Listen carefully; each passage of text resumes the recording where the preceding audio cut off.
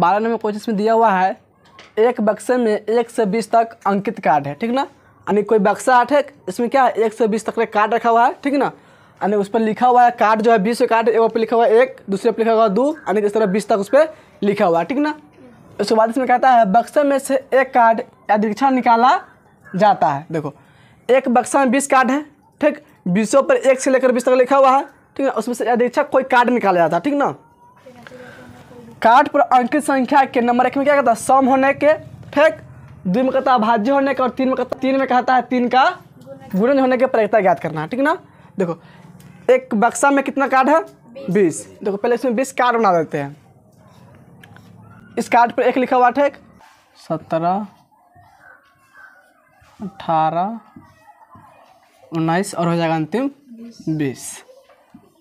देखो ये जो बना है कार्ड, ठीक ना, ये 20 पूरा कार्ड है, ठीक। देखो पहला कार्ड पर 1 लिखा है, दूसरा कार्ड पे 2, तीसरा कार्ड पर 3, इस तरह पूरा कार्ड पर 20 कार्ड है, ठीक। 20 पर लिखा हुआ 1, 2, 3, 4, 5 इस तरह लिखा हुआ, ठीक ना। पूरा कार्ड क्या होगा इसमें 20 लिखा हुआ, ठीक ना। यानी कार्डों की कुल संख्या इसमें कितना हो जाएगा 20। यहाँ पे लिखेंगे कुल परिणामों की संख्या, कुल परिणामों की संख्या, ठीक, कितना हो जाएगा 20 होगा, क्योंकि 20 कार्ड इसमें इतना तक कोई दिक्कत नहीं ना है, आ रहा है समझना। अब देखो इसके बाद नंबर 1 में क्या कहता है सम होने की, सम होने की पता निकालना है ना। 1 से 20 में सम कौन कौन होगा, सम संख्या कौन कौन सा होगा इसमें। देखो 1 नहीं होगा, सम संख्या क्या होगा 2 होगा, 4 होगा, 6 होगा, 8 होगा, 10, 12, 14, 16, 18, 20, यानी टोटल क्या हो जाएगा 10 होगा सम संख्या। आ रहा समझना। देखो तो यहाँ पे लिखेंगे नंबर 1 में निकालना है सम संख्या, ठीक। देखो सम संख्या क्या क्या इसमें हो जाएगा 1 से 20 के बीच में लिखेंगे, ठीक ना, क्योंकि कार्ड क्या है 20 कार्ड है, अब 20 पे लिखा है 1 से लेकर 20 तक लिखा हुआ, ठीक ना, इसलिए 1 से 20 तक में देखेंगे सम संख्या। तो पहला में हो जाएगा 2, सम संख्या किसको कहते हैं जो संख्या 2 से पूरी कट जाए, ठीक ना, उसी को सम संख्या कहते हैं। तो 2 होगा, उसके बाद 4, उसके बाद 6 हो जाएगा, फिर 8 होगा, 10, 12, 14, 16, 18 और अंत में जाएगा 20। कुल संख्या क्या हो जाएगा इसमें गिनो 1, 2, 3, 4, 5, 6, 7, 8, 9, 10। कुल संख्या क्या हो जाएगा सम संख्या 10। तो संख्या कितना लिख लेंगे यहाँ पे 10। यहाँ तक कोई दिक्कत नहीं ना। अब निकालेंगे इसका प्रायिकता, क्या निकालेंगे प्रायिकता, यहाँ पे लिखेंगे प्रायिकता सम संख्या की, किसका निकालेंगे सम संख्या की। देखो इसका फॉर्मूला क्या सेट करेंगे, प्रायिकता का फॉर्मूला क्या बताए थे घटना ई का अनुकूल परिणामों की संख्या बट्टा में कुल परिणामों की संख्या, ये बताए थे। देखो तो इसमें लिखेंगे इसका फॉर्मूला सम संख्या की कुल संख्या, सम संख्या की कुल संख्या बट्टा में कुल परिणाम, कुल परिणामों की संख्या, परिणामों की संख्या। समझ में आ रहा है कि नहीं। अब देखो सम संख्या कुल संख्या कितना है इसमें, यानी सम संख्या टोटल कितना है इसमें 10 गो है, तो ऊपर में क्या हो जाएगा 10, ठीक। अब बट्टा में क्या होगा कुल परिणामों की संख्या, यानी कुल परिणाम कितना, कुल में कितना परिणाम बनेगा 20 को बनेगा, तो बट्टा में क्या लिखेंगे 20। 10 से कम 10, 10 दूनी 20, कट जाएगा 1/2 मार, तो इसका आंसर क्या हो जाएगा 1/2, यानी कि 12 के पहले का आंसर हो जाएगा 1/2। देखो तो इसका आंसर दिया 1/2। अब चलो दूसरा क्वेश्चन क्या दिया हुआ है, दूसरा क्वेश्चन है अभाज्य होने की, कौन सी है अभाज्य। तो सबसे पहले तुम लोग पता है अभाज्य संख्या कहते किसको है, पता है ना अभाज्य संख्या किसको कहते हैं। अभाज्य संख्या किसको कहते हैं जो संख्या 1 से कटे या खुद से कटे उसी को बोलेंगे अभाज्य संख्या, और इसको अलावा किसी से कट जाता है तो उसको अभाज्य संख्या नहीं बोलेंगे। और एक क्या होता है अभाज्य संख्या नहीं होता। तो देखो एक अभाज्य संख्या होगा नहीं ना होगा, अभाज्य संख्या 2 हो जाएगा, कौन होगा 2 होगा, 3 होगा, 5 होगा, 7 होगा और 9 नहीं होगा, ठीक ना, क्योंकि 9 का क्या होता है 3 से कट जाता है, ठीक। 11 होगा, ठीक, उसके बाद हो जाएगा 13 होगा, 15 भी नहीं होगा क्योंकि 15 क्या होता है 3 से कटता है और 5 से भी कटता है, ठीक ना। उसके बाद 17 होगा, उसके बाद 19 हो जाएगा, ठीक ना। तो यहाँ पे लिख लेंगे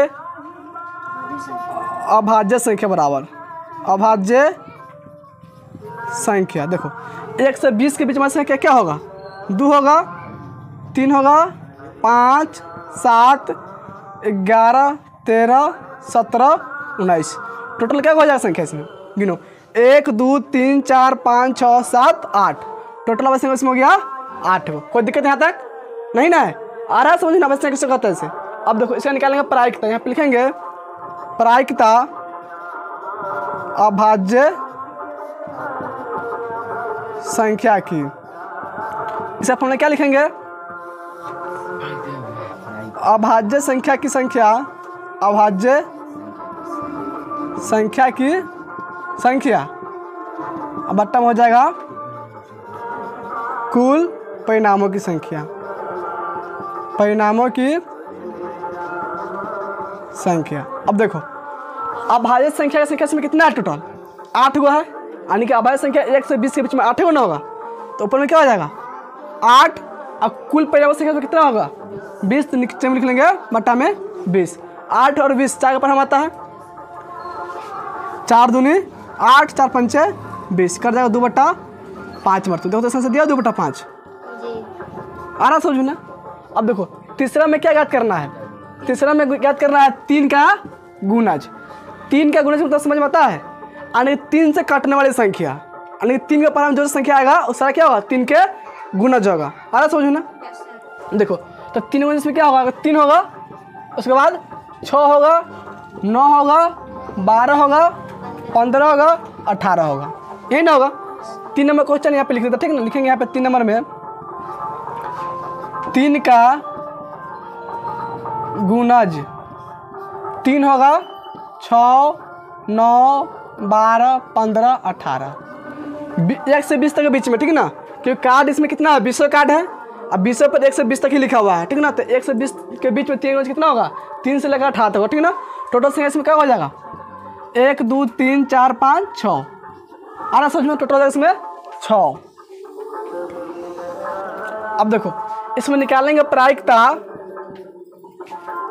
3 का गुणज, 3 का गुणज, इसे फॉर्मूला क्या हो जाएगा, यहाँ पे लिखेंगे 3 का गुणज का संख्या, 3 का गुणज का संख्या बट्टा में कुल परिणामों की संख्या। यहाँ तक कोई दिक्कत नहीं ना। अब देखो 3 का गुणज संख्या क्या हुआ इसमें, अरे 3 से कटना लेकर संख्या इसमें है टोटल 1 से 20 के बीच में 6 हुआ है ना, तो हो जाएगा 6 बट्टा में टोटल हो जाएगा 20, 2 से 2 कटेगा 2 तिहाई 6 2 दहाई के 20, इसके से क्या हो जाएगा 3/10। देखो तो तीसरा से दिया 3/10, ऐसा समझ में। देखो 12 के पहला कैंसिल क्या हो जाएगा 1/2, ठीक, दूसरा हो जाएगा 2/5, तीसरा हो जाएगा 3/10। पहला क्वेश्चन यहाँ पे बतलाया हुआ है, ठीक ना, दूसरा क्वेश्चन है, तीसरा क्वेश्चन यहाँ पर नोट कर लेना, कोई दिक्कत यहाँ तक नहीं ना, नोट करो इसको। 13 नंबर क्वेश्चन में दिया हुआ है एक पासा के फलकों पर नीचे लिखे अक्षर अंकित है, ठीक है ना। पासा में क्या होता है, लूडो अच्छा का देखा हुआ है, उस पर 1 2 3 4 5 6 लिखा रहता है ना, लेकिन इसमें क्या लिखा हुआ है अक्षर लिखा हुआ है, ठीक ना, ABCD का, ठीक है ना। देखो इसमें 6 का दिया हुआ है, पहला पर क्या लिखा हुआ है B, दूसरा पर A, तीसरा पर D, चौथा पर C, फिर पंचमा पे A, छठा पे E लिखा हुआ है, यानी कि 1 2 3 4 5 जगह पे क्या लिख दिया हुआ है ABCD का अक्षर लिख दिया हुआ है, ठीक, यहाँ तक कोई दिक्कत नहीं ना। अब देखो इसके बाद इसमें कहता है इस पासे को एक बार फेंका जाता है, पासे कितना फेंका जाता है एक बार फेंका जाता है, ठीक। इसकी क्या प्रायिकता है कि नंबर 1 में क्या है A प्राप्त नहीं हो, नंबर 1 में क्या है A प्राप्त नहीं हो, और नंबर 2 में दिया C प्राप्त हो। अरे बात समझ में, देखो इसमें लिखेंगे पहले कुल परिणामों की संख्या बराबर परिणामों की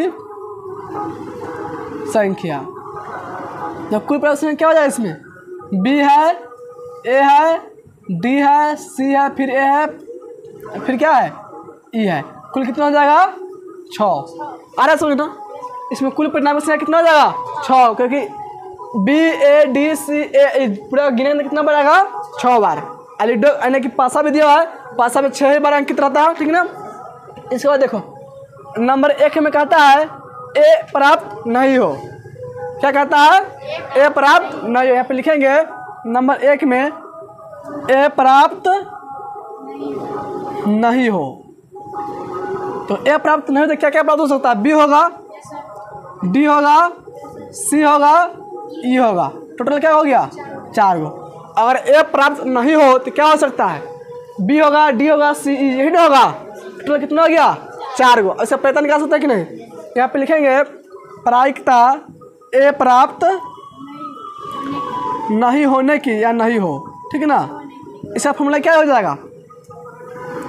इसका फॉर्मूला होगा ए प्राप्त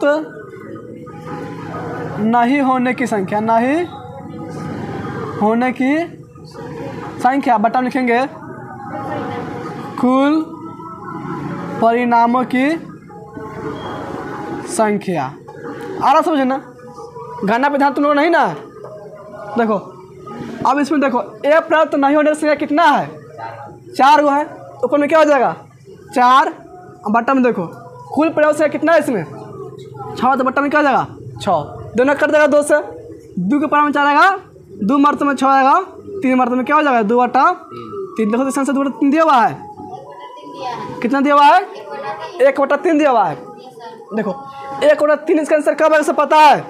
और क्वेश्चन में पढ़ा था कि ए प्राप्त हो, क्या होता? ए प्राप्त हो। तो ए प्राप्त क्या बार होगा? 2 बार होगा। ए प्राप्त होगा 2 बार। टोटल कितना है? 6। तब जाकर आंसर आता है 1 बटा 3। आ रहा समझ में ना? इसका मतलब आंसर गलत है और नहीं तो पहला क्वेश्चन गलत है। दोनों में से कोई गलती होगा। अगर क्वेश्चन ए सही है तो इसका आंसर सही है, ठीक है ना। और क्वेश्चन यहाँ पर हम करते हैं ए प्राप्त हो, तब इसका आंसर कितना है? 1 बटा 3। कोई दिक्कत आगे समझ में? देखो दूसरा क्वेश्चन में क्या दिया हुआ है? सी प्राप्त हो। यहाँ पर लिखेंगे सी प्राप्त हो। देखो सी इसमें क्या बना रहा है? एक ही बार ना है। तो यहाँ पर लिखेंगे सी बराबर कितना हो जाएगा? 1। सी इसमें एक ही बार ना है तो एक ही बार ना प्राप्त होगा, इसलिए बराबर हो जाएगा 1। हम निकालेंगे यहाँ पे प्रायिकता सी प्राप्त हो। इसका फॉर्मूला क्या लिखेंगे? सी प्राप्त होने की संख्या बट्टा हो जाएगा कुल परिणामों की संख्या, कुल परिणामों की संख्या। देखो सी प्राप्त होने से कितना है इसमें? 1। कुल परिणाम से इसमें जाएगा 6। तो क्या हो जाएगा इसका आंसर? 1 बटा 6। तो आंसर दिया 1 बटा 6। आइए समझ में। और देखो और इसमें रहता है कि सी प्राप्त नहीं हो। इसका पैदा क्या हो जाता? सी प्राप्त नहीं हो और पैदा निकालते तो क्या लिखते हैं आंसर? देखो सी प्राप्त कब नहीं होता? क्या ऊपर नहीं होता? 1 2 3 4 5। सी प्राप्त 5 ऊपर नहीं होता तो 5 बटा 6 इसका आंसर होता है। कोई दिक्कत? आगे समझिए ना, इसे नोट करो। जो क्वेश्चन बच गया उससे अगला दिन बतलाएंगे।